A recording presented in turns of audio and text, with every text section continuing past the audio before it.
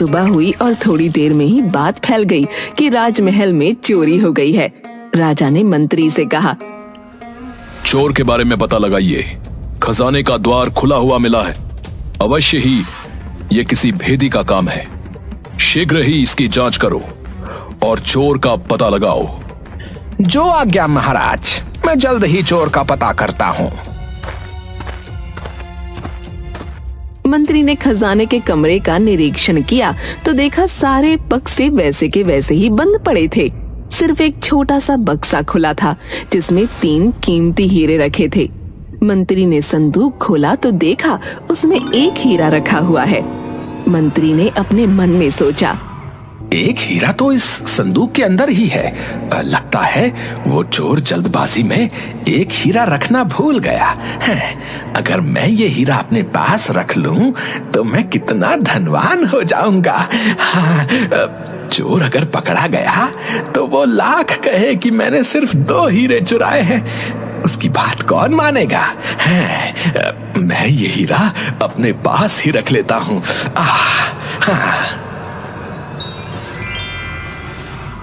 मंत्री फिर राजा के पास जाता है। महाराज, सारे बक्से तो ठीक हैं, सिर्फ एक बक्सा खुला हुआ है जिसमें 3 कीमती हीरे रखे थे और वही चोरी हुए हैं महाराज। क्या कहा? 3 हीरे चोरी हुए हैं? जी महाराज, उस छोटे बक्से में रखे हुए तीनों कीमती हीरे चोर ले गया महाराज। ठीक है मंत्री जी, आप जल्द ही चोर का पता लगाइए और उसे हमारे सामने प्रस्तुत कीजिए। तलाश शुरू की गई और जल्द ही चोर को राजा के सामने खड़ा कर दिया गया। क्या रात में तुमने ही राजमहल में घुसकर चोरी की थी? जी महाराज, मैंने ही चोरी की है और मैं इसका दंड भुगतने को भी तैयार हूँ। परंतु मेरे साथ एक अन्य भी मेरे साथ इस चोरी में शामिल था। वो कौन था? उसका नाम बताओ। मैं उसका नाम नहीं जानता और न ही उसके घर का पता जानता हूँ। कल रात को पहली बार ही मैं उससे मिला था। मुझे उसके बारे में और कुछ भी नहीं पता है। उसने ही मुझे गुप्त दरवाजे से खजाने के अंदर जाने का रास्ता बताया था। क्या कहानी सुना रहा है झूठा कहीं का है? अपने साथी का नाम जल्दी बताओ, वरना मैं तुम्हारी खाल खिंचवा दूंगा, समझे? आप जो सलूक चाहे मेरे साथ करें, परंतु मैं सच कह रहा हूँ, मुझे उसका नाम पता नहीं मालूम। मैं रात की सारी घटना आप लोगों को बता चुका हूँ और मैं जो भी कह रहा हूँ सच कह रहा हूँ। ये मेरे हिस्से का एक हीरा है जो मैंने अपने पास रखा था। तुम चोर हो, तुम्हारी बात पर विश्वास नहीं किया जा सकता। तुम कहते हो कि तुमने 2 हीरे चुराए थे और एक हीरा अपने साथी को दे दिया। लेकिन चोरी तो 3 हीरों की हुई है। फिर वो तीसरा हीरा कहाँ गया? मैं नहीं जानता, मैंने सिर्फ 2 हीरे ही चुराए थे। तीसरा हीरा मैंने वापस उस संदूक में ही रख दिया था। अगर तुम्हारी बात पर यकीन किया जाए तो ये बताओ, तुमने ऐसा क्यों किया? मंत्री जी, हम 2 साथी थे और संदूक में 3 हीरे थे। अगर मैं तीनों हीरे चुराता तो तीसरे हीरे का बंटवारा करना बहुत ही मुश्किल था। हम दोनों चोरों के बीच कोई मतभेद ना हो, ये सोचकर मैंने एक हीरा संदूक में वापस रख दिया था और 2 हीरे ही अपने साथ लेकर बाहर निकल गया था। मंत्री कुछ कहता उसके पहले ही महाराज बीच में बोल पड़े। मंत्री जी, ये चोर बिल्कुल ठीक कह रहा है। इसने सिर्फ 2 हीरे ही चुराए थे, जिसमें से एक हीरा इसने अपने साथी को दे दिया था और एक स्वयं रखा था। अपने हिस्से का हीरा इसने दे दिया और इसके साथी के हिस्से का हीरा मेरे पास है, क्योंकि मैं ही इसका साथी था। रात को जब मैं भेष बदलकर राज्य में घूम रहा था, उस समय मेरी मुलाकात इस चोर से हुई थी। जो हीरा इसने मुझे दिया था वो हीरा ये है।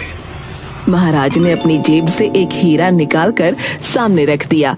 दरबार में सन्नाटा छा गया, सब मौन थे। थोड़ी देर बाद राजा, जब ये चोर मेरा हिस्सा मुझे देकर चला गया तो मैंने खजाने में जाकर इसकी जांच की, क्योंकि मुझे लग रहा था कि यह चोर झूठ बोल रहा है और इसने वो तीसरा हीरा अपनी जेब में रख लिया है और मुझे सिर्फ एक हीरा देकर चला गया। लेकिन अफसोस की बात यह है कि जब मैंने संदूक में देखा तो एक हीरा वहीं पर था जो इस समय मंत्री जी की जेब में है।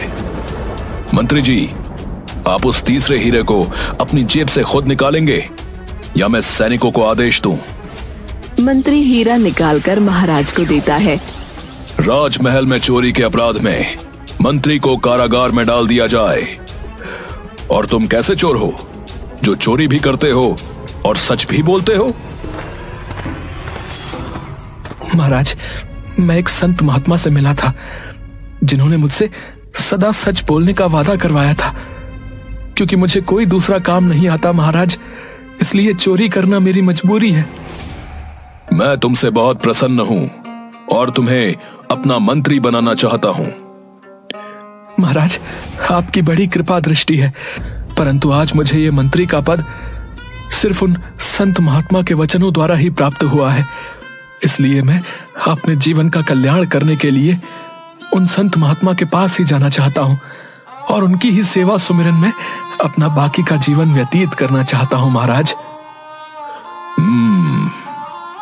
उन संत महात्मा से हम भी मिलना चाहेंगे जिन्होंने एक चोर को उसके अवगुण के साथ उसको इतना गुणवान बना दिया।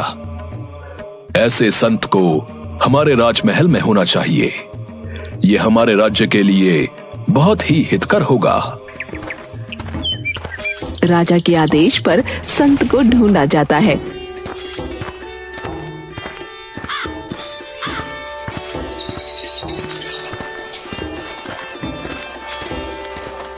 संत को राज्य का राजगुरु बना दिया जाता है और संत के आदेश को मानकर चोर राज्य का मंत्री बनने को तैयार हो जाता है। इस तरह संत और चोर दोनों ही उस चाणक्यपुरी राज्य का हिस्सा बन जाते हैं।